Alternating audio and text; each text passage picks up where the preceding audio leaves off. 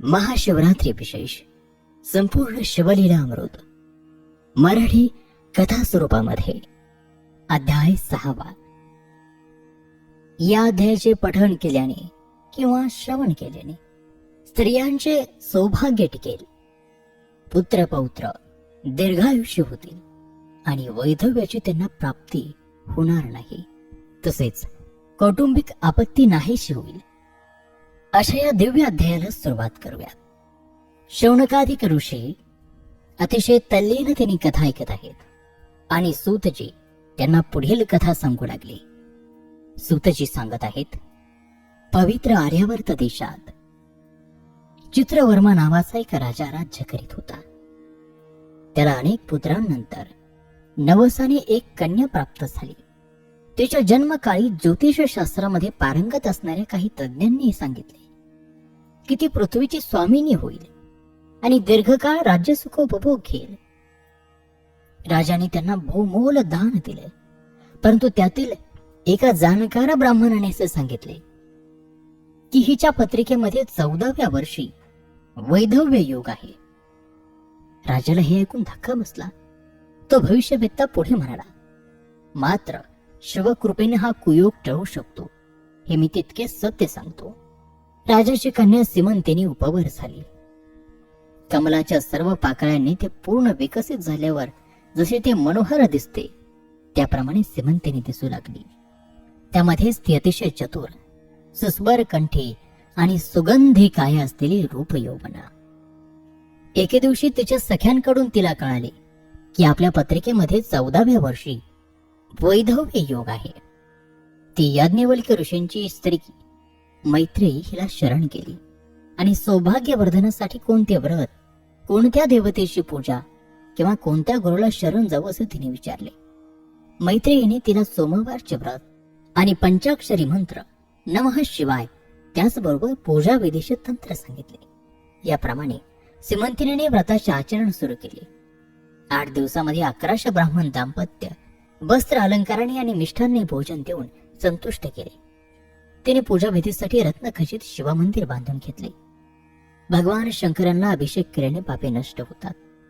गंधाक्षता फुलमाल अर्पण केल्याने पतीचे आयुष्य वाढते आणि दिवा सतत तेवत ठेवल्याने वंश वाढतो.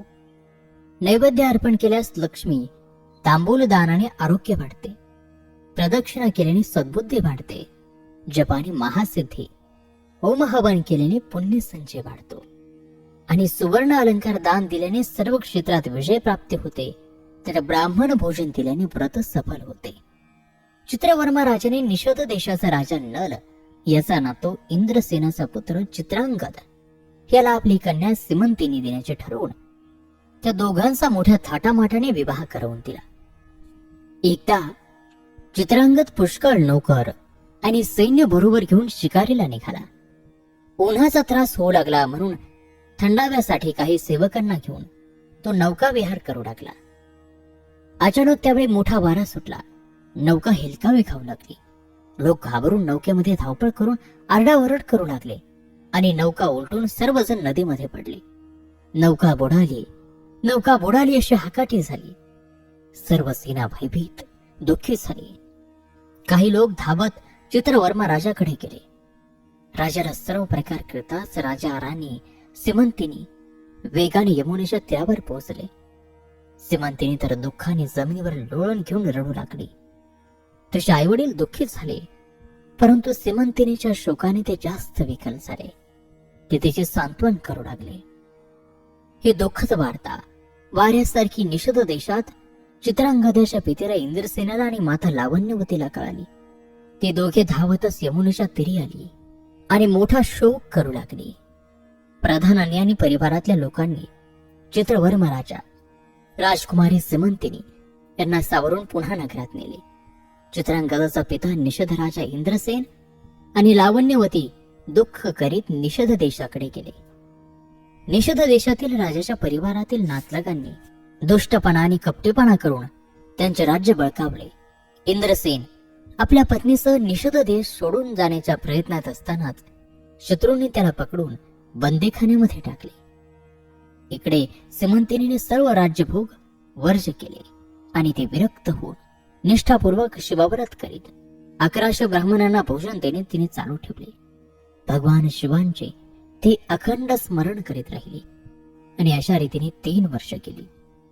इकडे यमुना नदीमध्ये चित्रांगदाची नौका उलटून पडली. चित्रांगदाला नागकन्यांनी पाताळामध्ये नेले.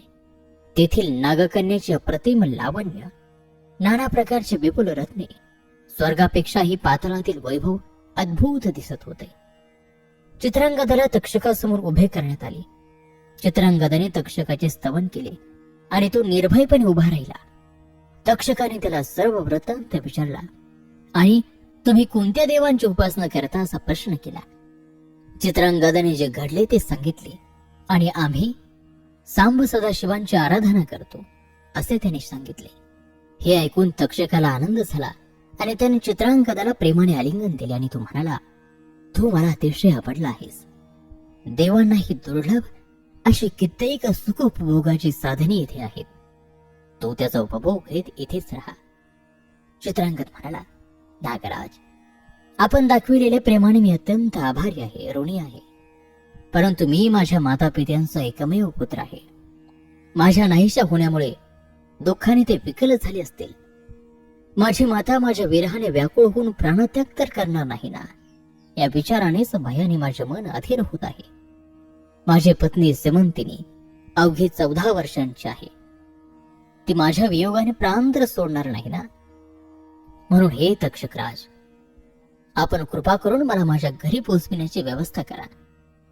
त्याच्या तळमळीच्या बोलण्याने आईवडिलांना भेटण्याची ओढ पाहून तक्षक प्रसन्न झाला आणि त्याने चित्रांगदाला भूमंडळावर दुर्लभ असलेली अनेक रत्ने, दिव्य वस्त्रे आणि अलंकार भेट म्हणून दिले आणि सर्व भेट वस्तूंसह त्याला पाण्यातून सुरक्षितपणे यमुनेच्या तीरावर पाठवले. यमुनेच्या तीरावर येताच चित्रांगद इकडे तिकडे पाहू लागला. त्यावेळी सिमंतिनी स्नानासाठी आली होती. दोघे एकमेकांकडे पाहत राहिले. त्यांची ताटातूट होऊन 3 वर्ष होऊन गेली होती. चित्रांगदाच्या अंगावर सर्प मणिमाळा, अलंकार, रत्ने आणि कमरपट्ट्यावर पाचोचे चढाव असे काम केलेले असल्याने तो वेगळाच दिसत होता. त्याचे अप्रतिम सौंदर्य पाहून सिमंतिनी चकित झाली. चित्रांगद तिच्याकडे पाहत राहिला. गळ्यात भूषण होते परंतु मंगळसूत्र नव्हते. कपाळी कुंकू, डोळ्यात काजळ नव्हते. कांती सतेज परंतु शरीर कृश होते. तिच्याजवळ येऊन चित्रांगदाने आपण कोण असं म्हणून तिला तिचा परिचय विचारला. सिमंतिनीने आपल्या जन्मापासूनचे वृत्त त्याला सांगितले. चित्रांगदाचा उल्लेख आल्यावरती दुःखातिशयामुळे तिला बोलविना. तेव्हा तिच्या बरोबर असलेल्या तिच्या सख्यांनी चित्रांगदाला सांगितले की 3 वर्षांपूर्वी याच ठिकाणी हिचा पती नौकाविहार करीत असताना यमुनेत बुडाला. हिच्या सासू सासऱ्यांना शत्रूंनी कैदेत टाकले. हे ऐकताच चित्रांगदाचे मन व्याकुळ झाले. दुःख बाहेर दिसू नये याची काळजी घेत त्याने हळूच डोळे पुसले आणि सर्वांची नजर चुकवू लागला. सिमंतिनी चतुर असल्यामुळे तिने खून करताच तिच्या सख्यांनी चित्रांगदाला त्याचा परिचय विचारला. कोण आहात, कुठून आलात, आपला वृत्तांत सांगावा. तेव्हा चित्रांगदाने प्रसंगावधान राखून आम्ही सिद्ध पुरुष आहोत, त्रैलोक्यात कुठेही प्रकट होऊ शकतो, भूत भविष्य आणि वर्तमान जाणतो असे सांगितले.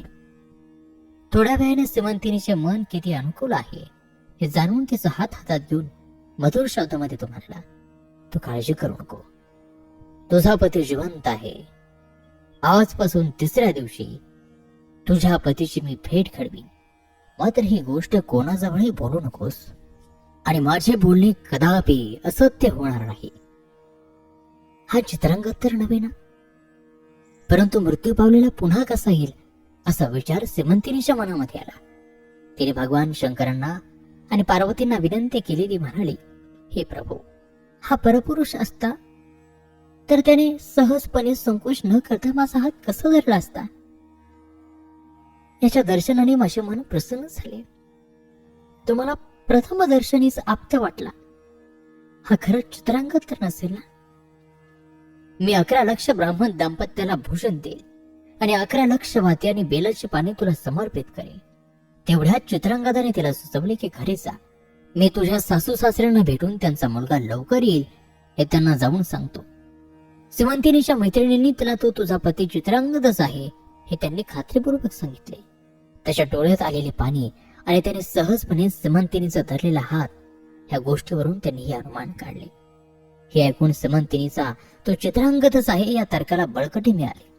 तिचा चेहरा सौभाग्यवतीसारखा आनंदी आणि सतेज दिसू लागला. झालेल्या प्रकाराबद्दल त्यांनी मात्र कोठेही वाच्यता केली नाही.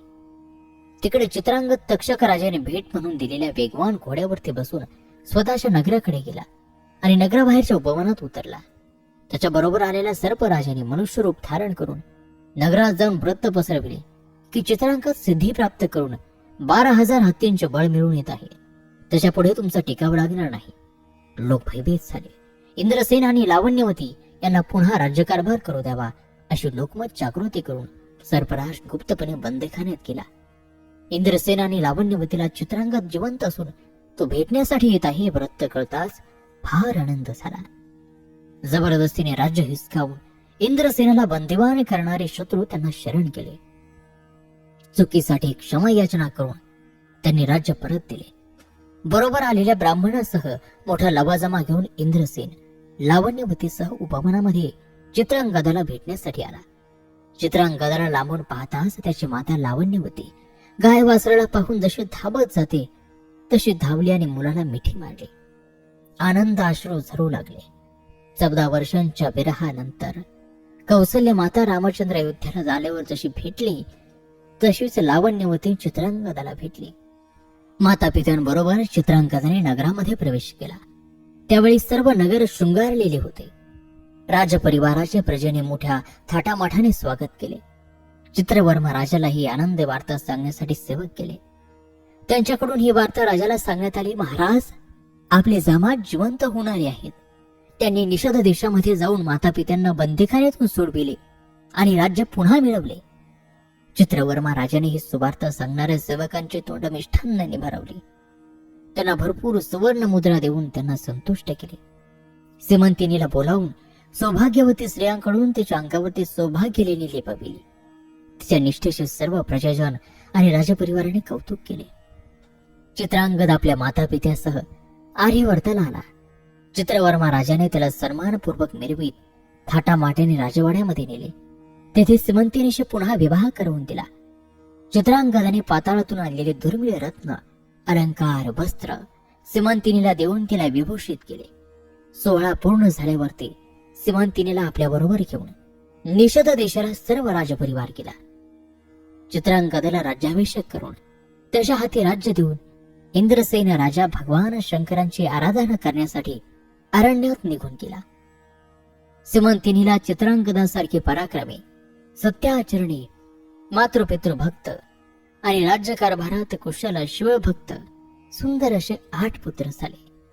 सिमंतिनीने कोणत्याही परिस्थितीत शिवव्रताचे आचरण खंडित केले नाही. चित्रांगदही शिवव्रताचे आचरण मनोभावे आणि निष्ठापूर्वक आणि विधीपूर्वक करीत असे. त्याला पुण्यश्लोक राजा म्हणून कीर्ती प्राप्त झाली. आणि श्रोतो, याच बरोबर श्री शिवलीला अमृत ग्रंथातील हा 6वा अध्याय या ठिकाणी समाप्त होत आहे. स्त्रियांसाठी अतिशय फलदायी आणि सौभाग्यवर्धक अशी ही कथा, असा हा अध्याय आहे.